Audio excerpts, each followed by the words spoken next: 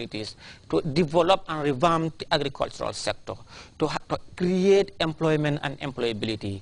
Above all, for one, to have a mechanized food and self-subsistent country, you need to have a viable standard and quality educations that is provided to the citizenry, to the doorstep of all. As such, with in fact minimal or no cost, and an education youth folk are a populations that can stand the test of time. Therefore, they needed educations, not only for the sons and daughters of chiefs and kings at the time, but also for sons and daughters of all and sundry in this country, irrespective of our wealth, irrespective of our region, irrespective of our tribe, irrespective of our individuals, and irrespective of our sex. His Excellency said this is his ideals, these are his dreams, and to see to it that the Gambian populace, those within the urban sectors, within the Greater Banjul area, and those as far as Chairman Nyanija, and as far as Bolibana and Pasamas, when you see them at the gathering, nobody can differentiate. These people are from the urban setting. These ones are from the rural areas because of the disparity and the segregations of development. President Jammeh said, whenever you see them, you'll be able to have cold water in Banjul, and you should be able to have cold water in Pasamas and in every Jola or cereal hamlet in this country. Therefore, when President Roosevelt came to the Banjul, he said what he saw was an eyesore. And we have stated over and over. His advance teams had advised him, and they decided to inform him and those at the United States of America not to come to Banjul, to Batos in 1943, that's 71 years ago. One, because Batos was not fit for human being to live. And as responsible people from the United States of America, they will not allow their president and the citizens of America, his presidential entourage, to come to Banjul.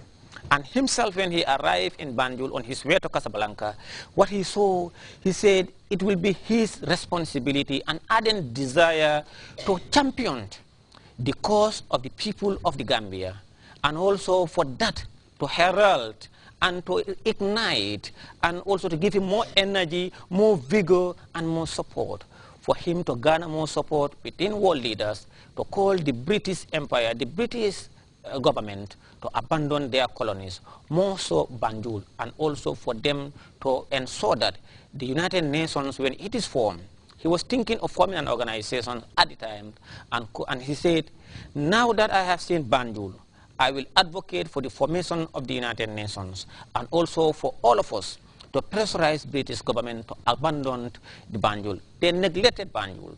There was not single development. When one talks about development, or if you say there is poor development, you are insinuating, indicating that development is visible. But at the time, development was invisible. So that is the reason why His Excellency came up with these two important books. One among them, this is, he said, how the tragic consequences of British looting and misrule in the Gambia inspired the founding of the United Nations and its drive for decolonization January 1943 and beyond. And he also have the other one that says, a million reasons to leave the Commonwealth. As pundits put it, after a series of our sensitization and the Bantaba, the general public, we also want to return a motion of gratitude to them, who acknowledges the tremendous contributions His Excellency have done. And this will go down the memory lane for this generation and generation yet unborn. That His Excellency have penned himself within the history books of the world, who have given out vital information that even people who are 90 years old today cannot recall the arrival of President Roosevelt in Banjul. And also the other book, A Million Reasons to Leave the Commonwealth. Commonwealth, as the name depicts, is a wealth that belongs to all of us once we are members of the British colony. Now, somebody told me, he said, it's not a commonwealth, it's a common death. He said, it's a common die. That's what he told me. He saw me, an old man saw me, he called me, he said, you people are saying commonwealth, it's common die. So these are the things that we need to look at. Now, His Excellency advocacy and what he indicated in the books, among other things, cannot be overemphasized. Let me just read why he withdrew from the Commonwealth. Africa is the biggest continent in the world, yet still not even a single permanent member of the United Nations Security Council we don't have.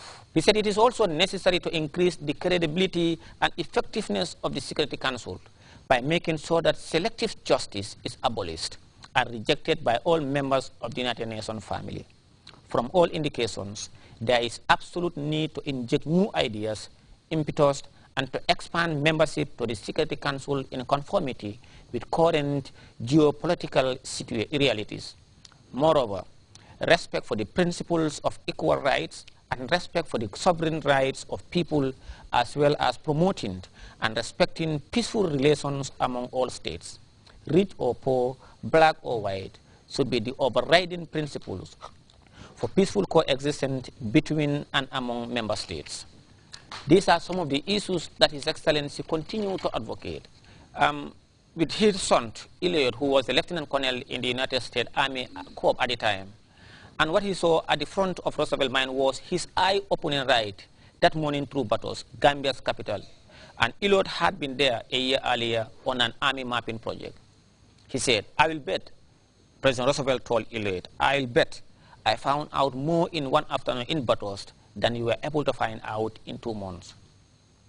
Later that night, following a formal dinner with the British then Prime Minister, Winston Churchill, Roosevelt got into his bed and he said, I must tell Churchill what I found out about his British Gambia today. In a scattering critiques of Gambia's colonial administration in the Daily Express, 2 months before World War II began, the journalist Marley Richards summed up the plight of Gambians, he said, in court, I question whether they have escaped from their slavery. They are taxed, directly and indirectly, out of all proportions to their miserable cost of living. They pay heavy duties on staple foods, rice and sugar. They even pay an export duty of 10 shillings a ton on the groundnuts. They send out of the country almost their only earning sources.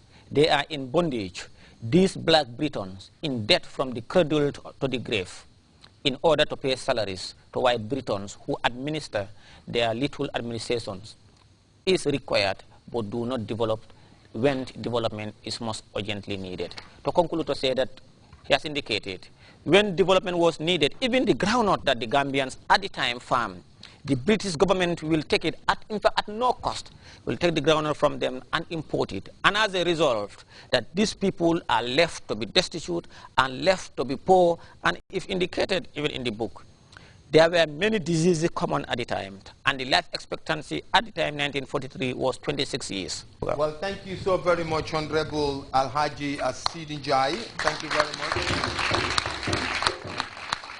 Badingol mimbe jube kang seta dongal mumbe be kontong GRTS. Katuna bi bantaba a special bantabale. Bawo bilom lungoti Gambia abe 49 years of independence anniversary ke. Wolam nyinti ko Gambia aya fango soto tubabolu la marobulu kana bila atata sanji tannani sanji kononto. Bimba wala jura kang wala atina bantaba yaje ko wajibolom nga murun na jang koteke ning badingol sa kacha bar bi kacha kuma be lola min kan honorable Babu Gay Sonko ko nga dati nyame num ko man ni alon ko banko nyaton ko ay wolle safe nga mira dong na bi independent special programme o nyi ani sabi suju la nyi kitabu fulol le kan honorable Babu Gay Sonko bismillah Tijan Abaraka nga mira be sontalo ko bi mu bantaba speciality independent di sata doron honorable Sidi e kumo dandi daming nse fondi kel fana jayi mbafolo kala baraka tiyan bi bantaba abelaring kuma fulale kan ku fulale kan wolom Gambia kabrin ngam fan soto anin jeni nama nam fan soto la o kamala na betenka ka president na buko nying fasari mole nimbe president na buko fala ntebe president jamme tentula alaka kauku sabale di mola ni aka nyama se mol nafa ni maka nyama se mol tora ala ke president jamme wol be ka nyamale follow o fen sabal wolom londoti